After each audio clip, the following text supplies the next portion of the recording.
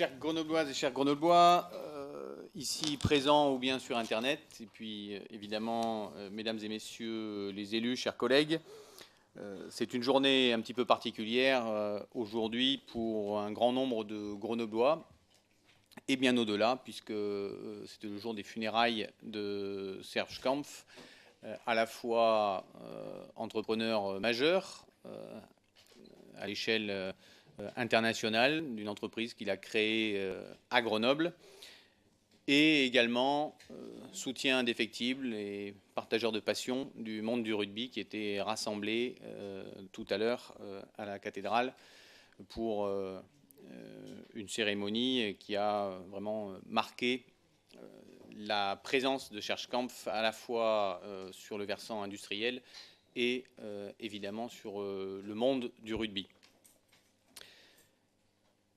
Ça fait partie des hommes qui nous manqueront et j'en suis sûr, l'ensemble du Conseil s'associe à ce temps d'hommage.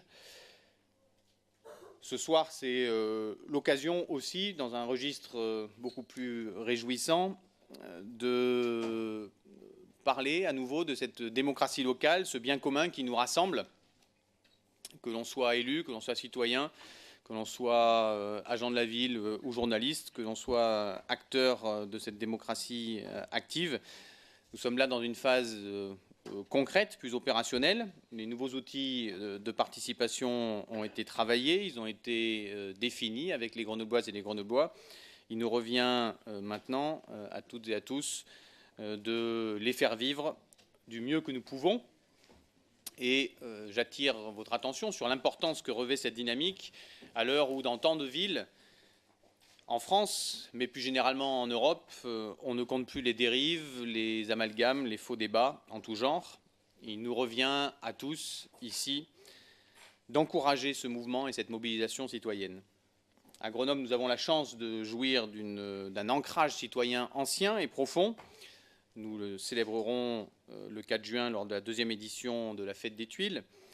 Et cet ancrage-là, je crois, fait le choix permanent de l'intelligence collective, fait le choix d'ouvrir les portes. Et c'est pour cette raison que nous avons fait le choix d'ouvrir cette citoyenneté élargie et généreuse, une citoyenneté donc élargie et généreuse pour tous les habitants de plus de 16 ans, de nationalité française ou non. Et c'est la raison pour laquelle ce soir, comme nous étions engagés pour la première fois, nous donnons la parole à un représentant d'un des conseils citoyens indépendants. C'est pour nous important, car cela démontre que cette démocratie représentative et cette démocratie participative avancent de façon complémentaire. Et c'est fort de cette histoire, de toutes ces énergies venues d'ailleurs, venues de tous les coins de France, d'Europe, du monde, que nous allons délibérer sur l'accompagnement que la ville fournit aux associations à la vie internationale de notre cité. Là aussi, il s'agit de poser ensemble nos valeurs de partage, d'égalité, de solidarité, d'émancipation, des valeurs qui seront pour les années à venir le cadre de nos débats et de nos décisions. Avant de passer la parole au Conseil citoyen indépendant, je vous indique que nous aurons également, avant l'ouverture de notre ordre du jour, un point par Madame la Directrice Générale et Monsieur le Président de la CME sur le futur centre hospitalier universitaire, l'avancement des travaux attendus depuis longtemps, un CHU qui s'adapte aux nouveaux besoins, aux nouveaux risques aussi, et pour continuer à faire bénéficier aux Grenoblois dans leur ensemble, mais bien au-delà, puisque le territoire du centre hospitalier universitaire va bien au-delà, des services toujours plus performants avec l'humain, évidemment, en premier objectif.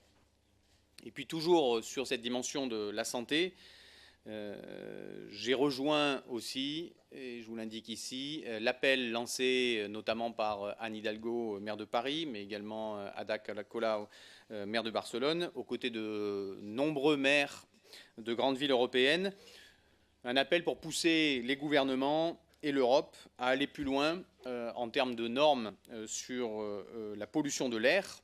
C'est un moyen de tenir les engagements que nous avons tous partagés au moment de la COP21. Et vous le savez, à Grenoble, nous souffrons aussi de cette pollution, à la fois pour les aînés, pour les plus jeunes générations et pour nous tous en particulier. Cet appel vient s'ajouter à la mobilisation déjà très importante de Grenoble et son agglomération sur ce sujet.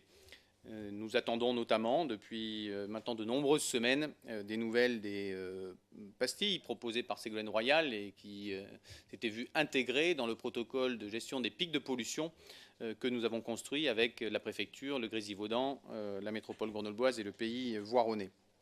Cet appel donc, est une pierre à nouveau, un appel pour l'amélioration des choses. Il y a la gestion des pics de pollution, il y a également les tarifications adoptées par les transports en commun ou également les améliorations sur l'information du grand public. On voit là un travail permanent de remettre les engagements de la COP21 sur le devant de la scène pour que nous ayons une action européenne et gouvernementale en cohérence avec ces engagements dont beaucoup d'entre nous se sont réjouis.